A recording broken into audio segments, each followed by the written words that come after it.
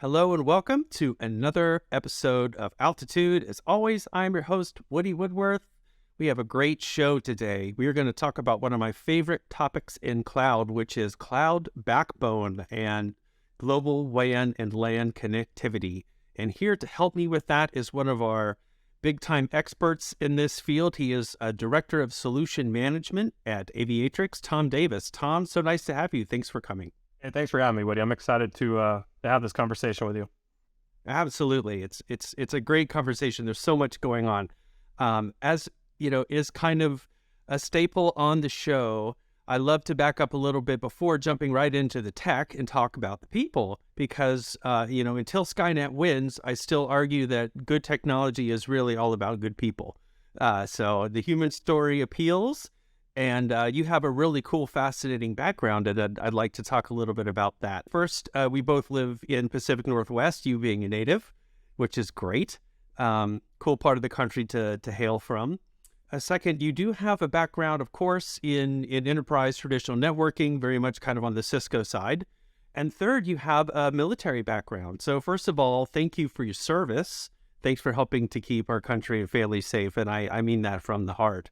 But talk to me a little bit about how your military background led you into technology and what kind of advantages you think you got from that experience. Yeah, absolutely. So obviously, there's a lot that one can take from their time in the military and kind of apply those principles to other things in life. And I think for me in particular, I was not in a technology in the Army. It's called an MOS, which is kind of your job in the Army.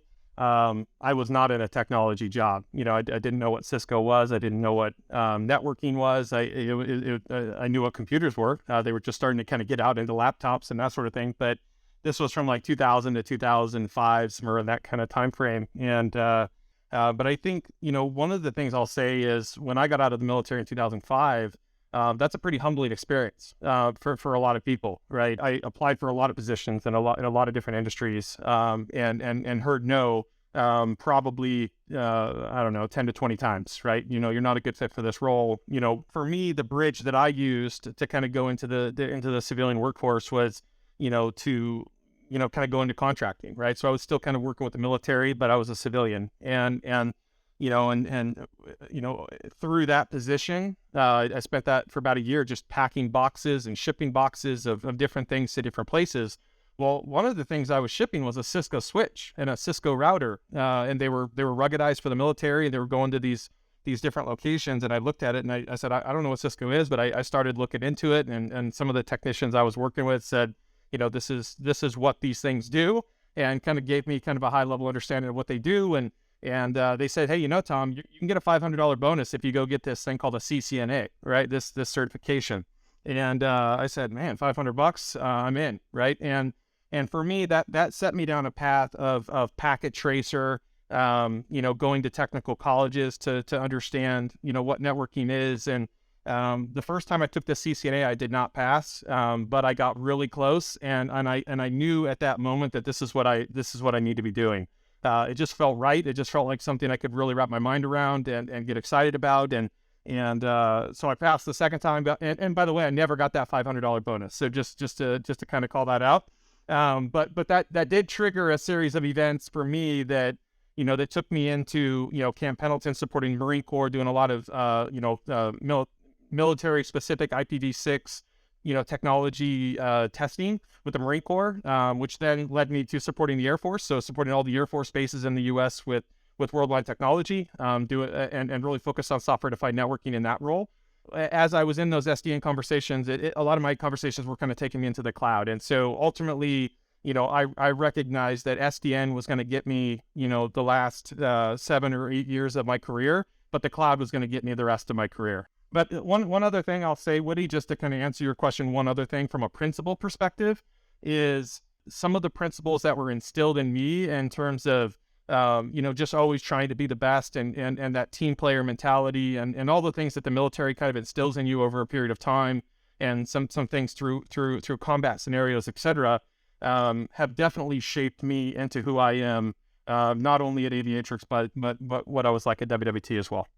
Yeah, the discipline is really important, right? And military, I think, is one fantastic, important way to get that sense of teamwork, of discipline, of rapid self-reliability.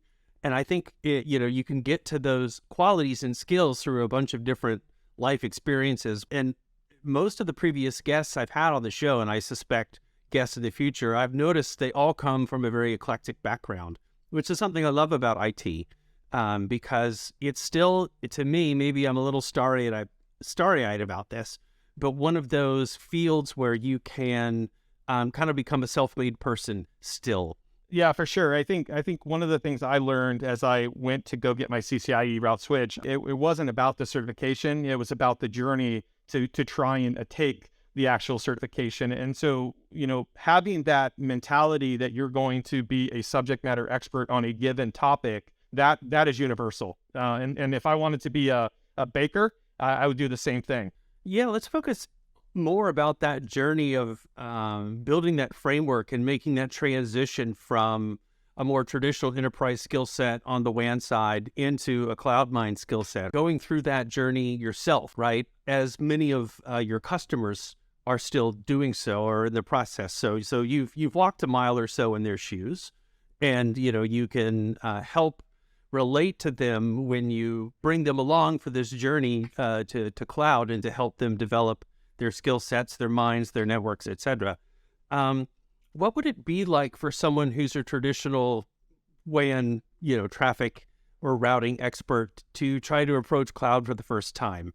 Is it frustrating? Is it scary? Yeah, I think it's an interesting question. I mean, for me in particular, as I was at WWT and having a lot of SD-WAN, conversations with customers, and they would ask me, well, this is great. How does this work in AWS? And then I would be, okay, let me understand a little bit more about what you're doing. And then it was really about an IPsec tunnel to that device, right? And that was kind of my response to that.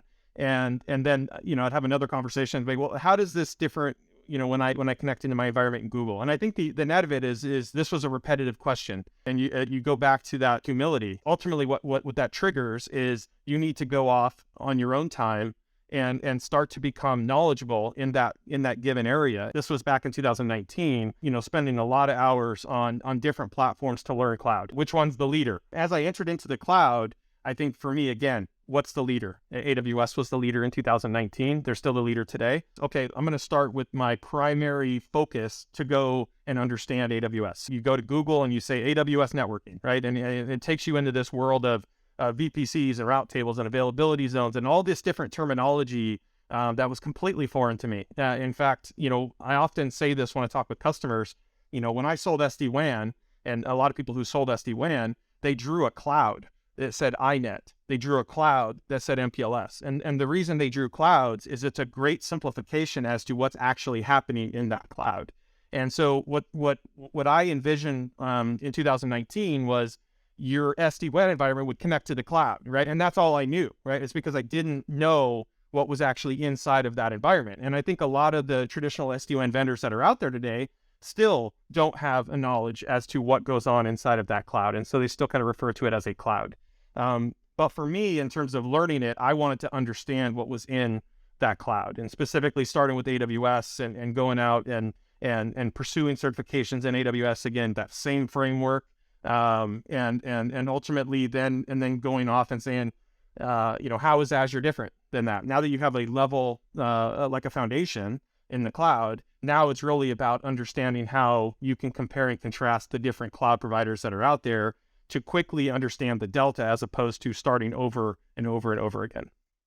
So we'll talk about multi-cloud in a minute, and you hit upon a really important point, which is more and more IT pros today, networking security pros, are having to learn multiple clouds. We'll get to that topic, but I want to focus a little bit more now on just hybridity. I love your early example of just SD-WAN just connecting to the cloud, and it's very hand-wavy, and that's it, we're done. Yay, we connected to the cloud, and people are like, okay, what's next? And we know that it's not at all what's next, because these networks are living creatures, right? They're going to grow, they're going to change, they're going to respond to dynamic factors in the cloud that many IT teams don't understand or predict.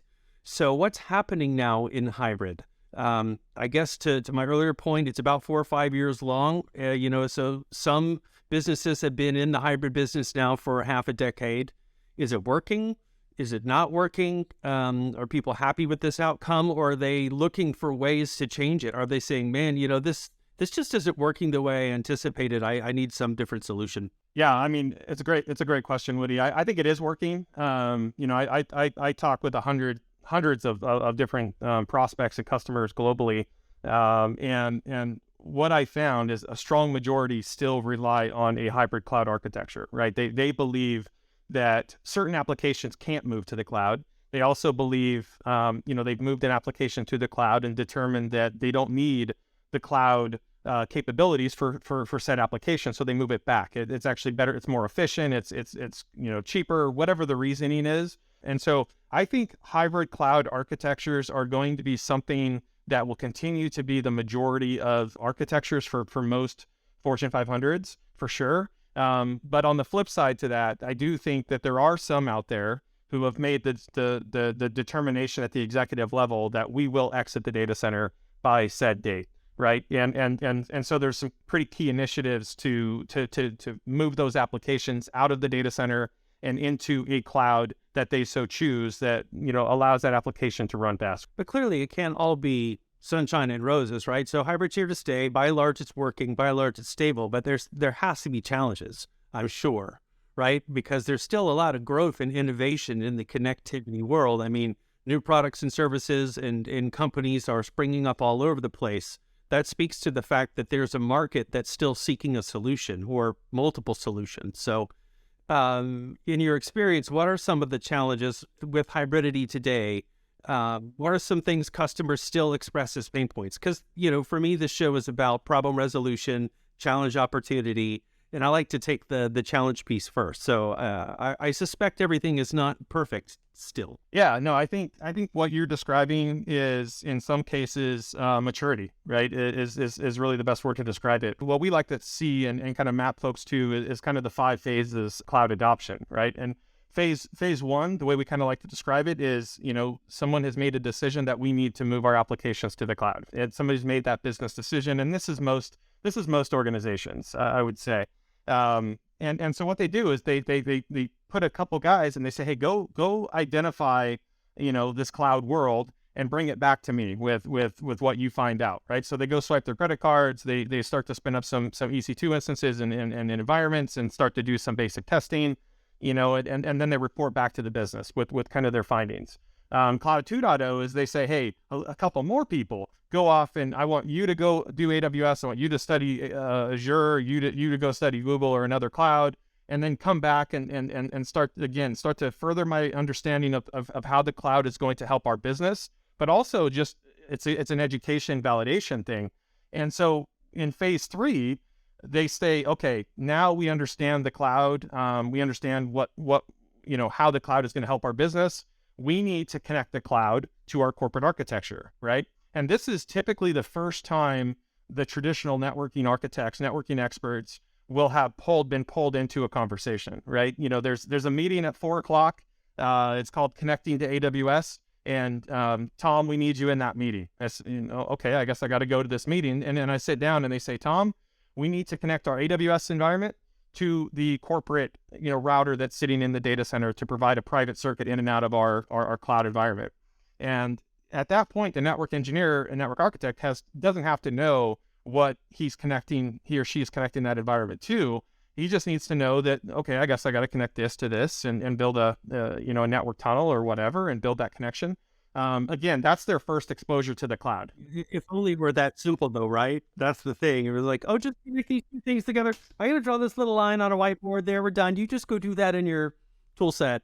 But that's not how it always plays out, right? Yeah, no. And for me, in my experience, this was definitely my first, kind of opportunity to kind of learn some of the nuances and differences associated with how cloud networking is. And in that phase 3 or that stage 3 or whatever you want to call it, in terms of that maturity model, they may say we want to connect to AWS and Azure. And then, you start to get, overwhelmed, quite honestly, because of how different the 2 clouds are in terms of what that connection process looks like. And starting to look at things like, well, wait a minute, what IP space did you use up there in the cloud? Wait a minute, that overlaps with our campus. what are you doing, right? And start, that's where that maturity kind of comes into play, because again, the architects that were involved in phase 1 and 2, don't have the networking expertise that your traditional network architects have. And so when they built this cloud environment, they didn't take into account things that most network engineers think about at the beginning when they're deploying. And so when we start getting into later phases of one's cloud maturity, that's when we start dealing with operational complexities and lack of visibility, lack of controls, variances between the two clouds, or more potentially. So now we're ready for multi-cloud. The stage is set. Clearly, I would say, to your point, V1, V2 enterprises weren't seriously considering cloud backbone yet. They were still very much comfortable with MPLS. SD-WAN, maybe in V2, starts to get to be a viable option. Hey, use the internet as such through an SD-WAN mesh as an alternative to MPLS. In my experience, it was never the primary production network or big kahuna network. SD-WAN was kind of like either the skunkworks thing or a backup network, or good for branches and remote things. But still, the MPLS backbone was where all the critical private workflows, deep business application workflows would run over. And then, you bring it in via Express Route, Direct Connect, Cloud Connect, or whatever these terms are. Multi-cloud, I think, changes all of that, right? Because the cloud networks are now some of the largest, if not the largest, private networks in the world across the 3 or 4 major clouds. And then if you're in multiple clouds or you're thinking about that, it's obviously not too hard of a leap to say, wait a minute, I can connect to these cloud networks. I can use special technology or some kind of a platform to essentially create an MPLS-like architecture end-to-end and transit the globe, maybe at a very smaller cost perspective than MPLS would provide for me. So that has to be attractive. However, I will say, I bet that there are hidden traps waiting for customers that want that kind of outcome, right? Like, it looks great on paper, but when you go to practice, there have got to be some complications with that. So I guess the real question is, how is this multi-cloud opportunity and challenge really changing the approach to backbone design? It's a fantastic kind of discussion. I think ultimately and we could take this in a lot of different directions, but I think putting multi-cloud off to the side for a moment, one of the things, even if you're in a single cloud, let's say, for example, you're in 7 AWS regions, when we go back to that phase 3 of that maturity model, again, you're connecting your AWS region to your data center. And then what's going to happen when you need to go from, for database replication or HA purposes or disaster recovery purposes, all different kinds of reasons do this. But ultimately, when you're trying to go from region A to region B, what are you doing? You're traversing your private circuits, your direct connects, and then you're writing that MPLS backbone for inter-region, right? And we call that a stovepipe architecture. I think this is the industry term. This is not an Aviatrix term. But the net of it is what does that entail? Well, as you need more and more data to go between your two regions, that means more direct connect circuits to allow that capacity out of the cloud. That means bigger MPLS circuits for the interregion in order to handle your cloud traffic. So there's all kinds of cost implications associated with that stovepipe architecture. And so one of the things that we think about right off the bat is leveraging, for example, an AWS infrastructure for interregion traffic, and keep it off of your MPLS and start to leverage the infrastructure that you spoke about. That's instant value, right? That's a reduction of costs in terms of everything I just mentioned, but also things like, reduce latency, right? So you're not traversing multiple hops in order to reach a destination. You're actually staying in the cloud provider backbone. Reduce latency, better application experience, reduce cost, increase visibility. You're not traversing multiple different vendors in order for your packets to reach point A to point B. There's a lot of different things that kind of come from that stovepipe architecture, even in a single cloud. So one of the things that kind of increases the kind of the things I just mentioned in terms of cost, lack of visibility, operational complexity, increased latency, all these things is multi-cloud, right? Especially when you start looking at an application that's leveraging a front end over here and a back end over there, or a PaaS service of AWS is consumed by an application in Google. you start to, that's what's happening, right? These things are actually being, seen in the industry today. And so latency between clouds is very important, but also making sure that we're taking the fastest path, providing that visibility, reducing the costs associated with that connection as well. And again, back to where we could take a lot of different angles on this conversation, going back to why SD-WAN was ever, one of the reasons SD-WAN was ever built was to reduce the cost of MPLS, right? And put more dependency on an internet circuit, right? It's kind of that same type of mindset where we could actually reduce our MPLS cost even further by leveraging an agreement with a cloud provider as our new backbone. All right. So let's compare and contrast a customer journey through cloud backbone using a couple different things, and you could comment on the success rate of this. There are cloud native services that will do this to some degree. It's different, of course, as one expects between different clouds, but I think, the CSPs are definitely waking up and realizing, Azure in this case, I think with virtual WAN being one of the first, hey, there's a there. This could be a real business model for our customers. This could make a big improvement and be something to change the market. So we have customers that are exploring these kinds of tools and ecosystems for cloud backbone. When they get into multi-cloud, I'm curious as to how that would work for them insofar as now they have multiple cloud native backbone services that they have to juggle in concert. That's probably not a perfect arrangement. There's another type of customer that might want to say, I just want to use an SD-WAN or SD-WAN-like device in all of my clouds and just treat these cloud networks kind of like the internet. And then there's a third approach, of course, which I'm sure you're anxious to talk about, which is multi-cloud networking software. So comparing and contrasting these three approaches, what do you think is the most successful? How do you see customers doing it today versus how are they thinking about it tomorrow? Maybe a better way to say that. Yeah, I think the interesting thing to that question, Woody, is I've seen all four different combinations, right? I think, starting with the stovepipe architecture and basically going between clouds, you're going down to your data center and then back up, right? I've also seen, worked with a customer who was using an SD-WAN architecture as their transit architecture inside of AWS and inside of Azure and inter-cloud connectivity. I've also seen another customer who used, TGW for interregion in AWS and vWAN as their backbone in Azure. And then obviously Aviatrix, right? So I've seen kind of all four of those. So I definitely have quite a bit of experience in working through all four of those. I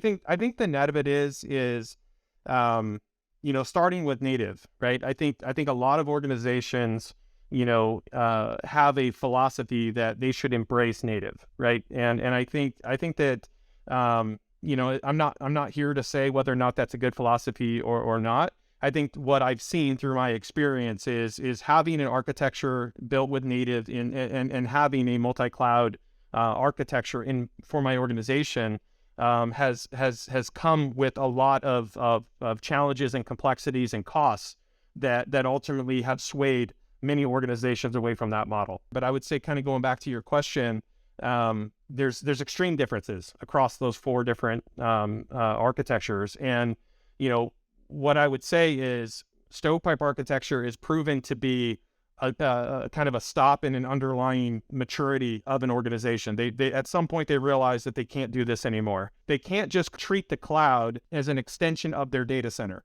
right? And that has become an industry trend. I would say back in 2019, somewhere around there, 2020, that was a trend. And so I think what organizations are seeing now through maturity is that the cloud needs to be recognized as its own domain. It's not an extension of your data center. It is its own domain. And each domain, what do? We build a backbone, right? And so in the campus, we have a backbone. In the data center, we have a backbone. SD-WAN, we have a backbone. So having these different domains, each domain having their own backbone, allows the application traffic to stay as close to the application as it possibly can, and do so in a way with a consistent high-speed freeway, essentially, between the two elements of a backbone. So I think stovepipe, we've learned that it was as a moment in time, but it's not going to last. So one thing I'll say, and I'm not here to pick on any SD-WAN vendor in particular, but what I would say in terms of SD-WAN in the cloud, quite simply put, they weren't designed to be there, right? And I think the net of it is if you take any of the top SD-WAN vendors and you place them in the cloud, their software doesn't know that it's running in the cloud, right? And so that has inherent limitations in terms of performance and bugginess and certain things. And I think that's the disadvantage that SD-WAN vendors have against Aviatrix. Aviatrix was designed to be in the cloud, and I think that's a very subtle difference. Again, going back to my on-prem days, I had customers that say, I really want this Nexus switch in my campus. And I said, no, you don't. You don't want to do that. Why is it? What do you mean why I don't? The Nexus switch was not designed to be there. It was designed to be a high-performing data center switch, right? It doesn't have PoE. It doesn't have wireless functionality. It doesn't have a lot of things that you need in the campus. And so, again, you want to put platforms where they were intended to be. And I think that's one of the key takeaways for me. As I love to do on this show, we've definitely talked about challenges and complexity. Again, the show is all about cloud heroes making the difference, right? Turning lemons into lemonade, turning challenges into opportunities. Talk to me about some of the customers you've worked with. And I know you've worked with some very big, prominent customers through the course of your career, both before Aviatrix and now at Aviatrix, Fortune 500, Fortune 100 customers. Talk to me about how their approach to cloud backbone with multi-cloud networking software or Aviatrix has been an important solution for them, right? What does it do for them? Why would they stick with it as opposed to some other platform? I think a couple things. One, we are a fantastic bridge for network experts to get into the cloud world, right? I think that's the fundamental thing I'm seeing in a lot of the customer profiles that you mentioned, Woody. Again, kind of going back to what we'll call phase 4 of that maturity model is there's been this recognition that I'm a cloud architect. I have this multi-cloud environment. Cloud networking is not my responsibility. Developing applications to the best of my ability is my responsibility. And so there's this hands up that's happening in the industry right now where they say, hey, network expert, come here. I want you guys to own this. And so one of the things that Aviatrix has really helped is to be that bridge, right? To be a platform that is an SDN controller platform that has an overlay, that has the ability to have a consistent, repeatable architecture in the different clouds that the organization is in, but give you things like, BGP capabilities and the things that are kind of like a comfort blanket to a lot of network experts that are out there, and give you things like advanced overlapping IP support capabilities and all of these advanced, networking and traffic engineering and functionality that network experts have come to love. So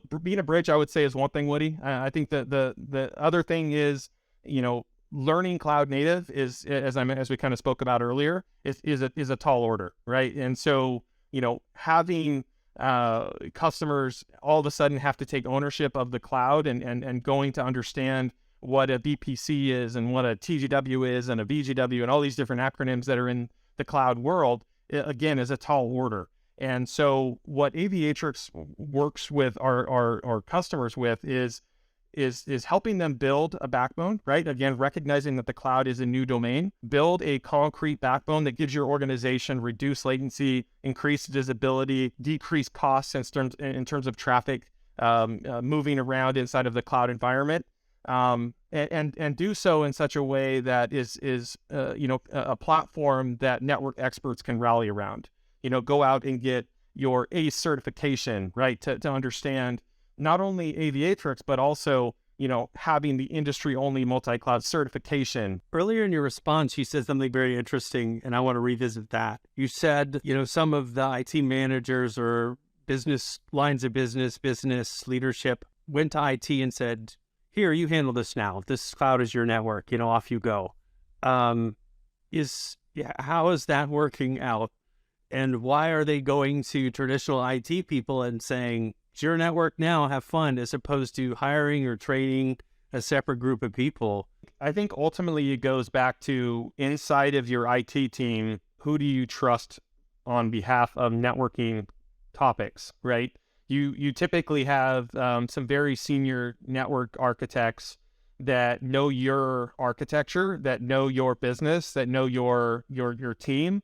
They've just been excluded, right? They've just been focused on the campus, focused on the data center, focused on the SD-WAN, whatever it is, and they've been purposely kept out of the cloud world. And so the interesting kind of moment in time that's happening in the industry right now is now all of a sudden these guys are like, hey, wait a minute, you know how I was excluding you before?